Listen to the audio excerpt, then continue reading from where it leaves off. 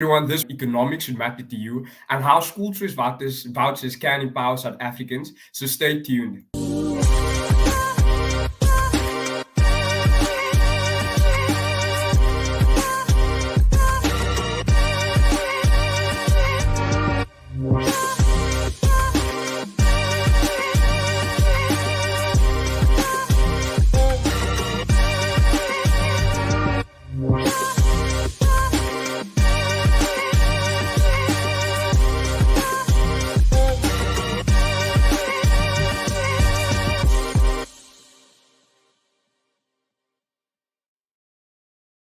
So, hey guys, welcome to Freedom Fanatics. This is a production of the Freedom Advocacy Network. So, each week we discuss our latest fan content with our authors and our contributors and our creators right here. And my name is Sholan, and this week I'm joined by Alex, as usual, who is our digital content coordinator here at FAN. And then we have a first time guest who I'm really excited to have on the show, Bheki, who is an analyst at the Center for Risk Analysis. So, thank you guys for being on the show today. And first up, we'll be looking at FAN's latest explainer video. And this week's explainer video is titled Why You Should Care About Economic Policy. So let's have a quick watch. It's the economy, stupid. This was the winning phrase that resonated with voters and helped Bill Clinton win the 1992 US presidential election campaign. This phrase was crafted by Clinton's no-nonsense strategist, James Carville. Carville understood that, above all, people prized their quality of life, being able to live a comfortable life of their choosing, and that this was intricately connected to the economy. At its core, the economy is a system of transactions, people buying and selling things. The easier it is to buy and sell things, the healthier the economy and the better the quality of life.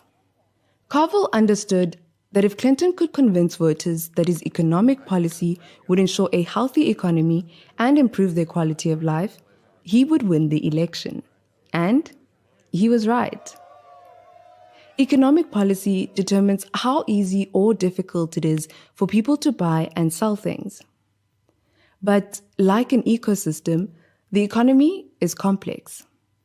Just as it is neither practical nor sensible for even the smartest ecologists to try and manage weather and rainfall, or the habits of predators, migrating birds, and grazing herds, so it is neither practical nor sensible for politicians and bureaucrats to try to manage who buys and sells what, to whom, how, when, and where.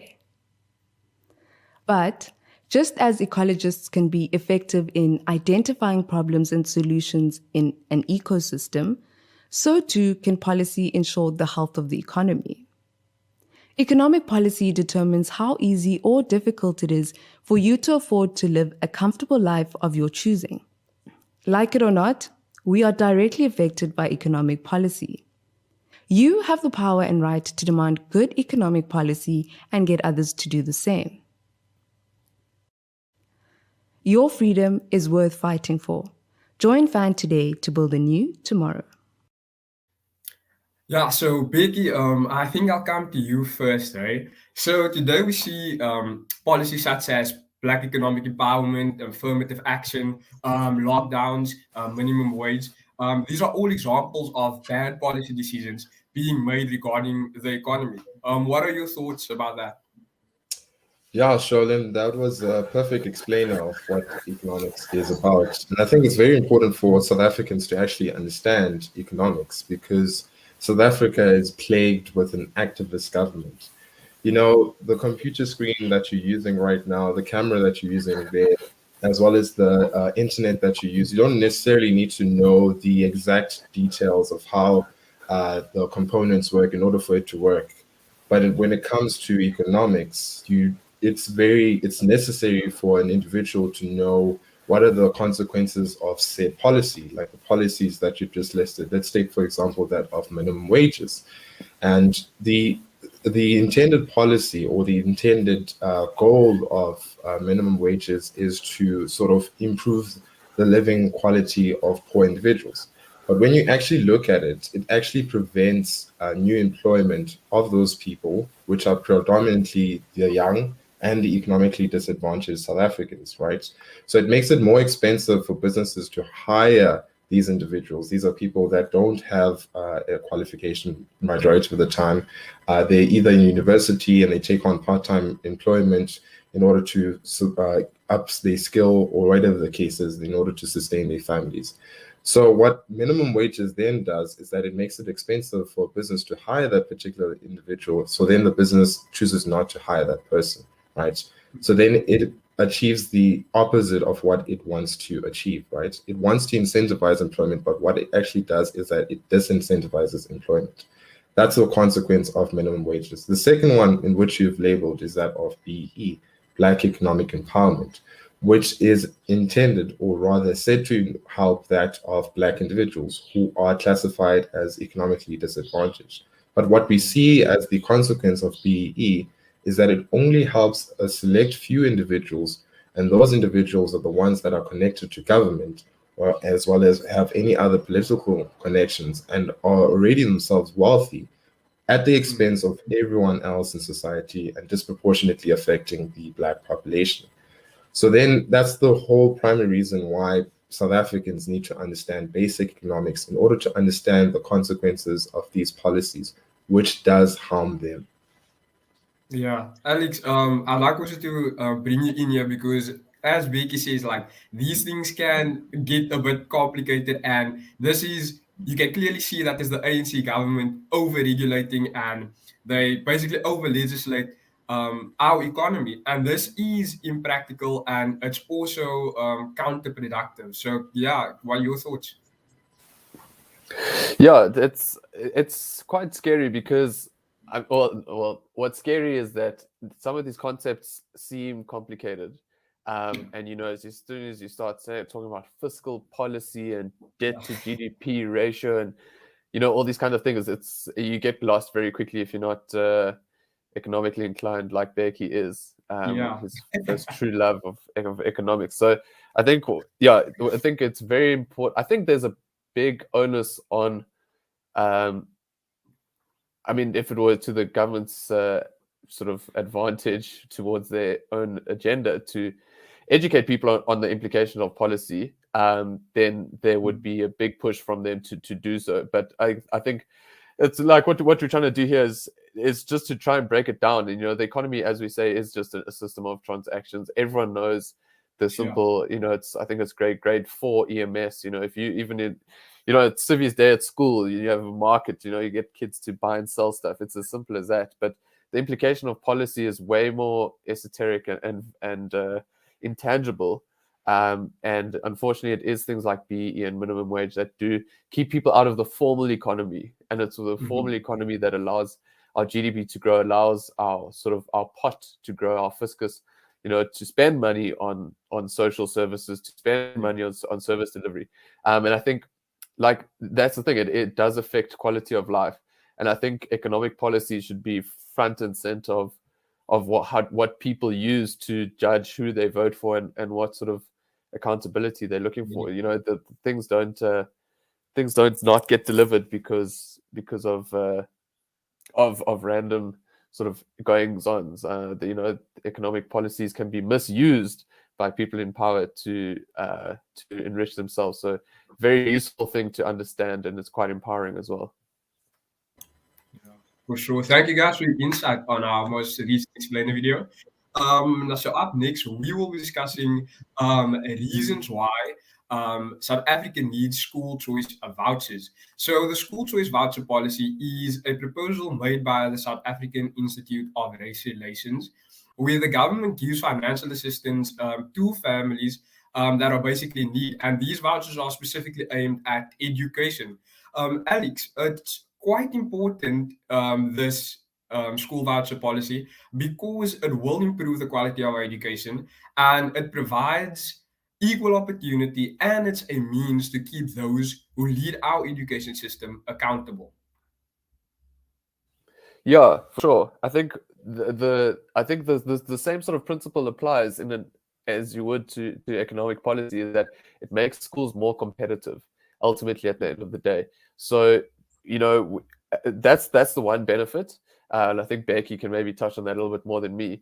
But the thing that really appeals to me here is giving parents control over their own children's education. Getting out of the grasp of unions we had quite massive teacher strikes in around 2010. So yeah, I think there's a lot of empowering aspects to school vouchers, particularly for people in low income areas. We know how important education is. A huge amount of our GDP is spent on it in the country. I'm sure Bheki knows the exact figures there. So yeah, let's split that up and give it to parents to spend on their own kids. Yeah, Bheki, your thoughts on this? Yeah, this, like what Alex mentioned earlier, perfectly aligns with what economic policy is and why it is important. The school voucher system, what it tries to do is that it tries to add back incentive to public schools, which is a problem that we see in many government schools. And the thing about economics as well is that in markets and education as well and whatnot, is that it impacts the household, it impacts the families and so forth. So in terms of school vouchers, what it tries to do is that it tries to add back the incentive to public schools and tries to give the parents the power of choice. And that's very important, to choose schools that are better compared to the ones that are not. The thing that we find with most government avenues, operations, and management is that there's a lack of incentive. At the end of the day, they still get paid whether they do a good job or a bad job. The prime example of this is state-owned enterprises. Now, what school voucher does is that the parent can then choose for their child is that if my child goes to a school without a ceiling, and that's an unfortunate part in South African schools, particularly in rural areas, where the standard of education is quite poor, then the parent can simply choose to take away the child from that school to a better school. Now, South Africa spends about 300 billion on education. That's, as a proportion of GDP, that's about the same amount that we pay compared to other developed countries. So rather than just giving that money to the government, we can then break it up into vouchers, which you have explained, Sholan, and then just give it to parents. And the parents will most definitely choose the schools that are most best for their children. And the bad schools, which is the intended hope, will then close down, or someone better would then come and take over and revamp the school so that they can attract kids and so forth. Yeah, and I must add that something that I love about the school voucher policy is that it would focus on disadvantage, and it would target those who are actually poor or cannot afford to pay high levels of school fees. And this isn't just for colored kids or white kids or black kids, but it removes race and it targets disadvantage. Alex, your thoughts? Yeah, I just wanted to add a couple of points. I think, Bheki, you can correct me if I'm wrong, but I think South Africa's GDP spend on education is the worst return on investment in terms of money spent and educational outcomes. Okay, so we're plowing a huge amount of taxpayers' money, which is quite a burdened little population in this country, on outcomes that we're not seeing the results of.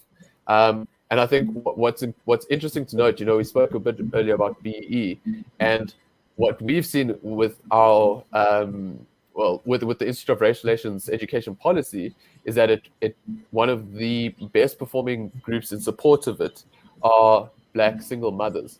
And so, if we want to talk about Black economic empowerment and we want to mix in some education, well, there you go, problem solved. And the beauty of it, with our sort of rampant corruption and state capture and all the rest, is this is a good way of sidestepping that exact issue. So we can kill two birds with one stone. We can improve educational outcomes, and we can get money away from looting cadres. Yeah, that's a good point. And yeah, thank you guys for your thoughts on the school voucher policy. And to our viewers, you can find all our written content on our website, which is freedomadvocacy.net.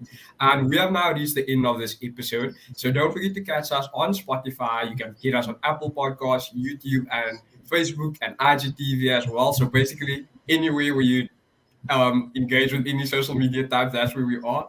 And you can join, fan, and support our fight for freedom and sign up at freedomadvocacy.net as well. And remember, guys, that your freedom is worth fighting for.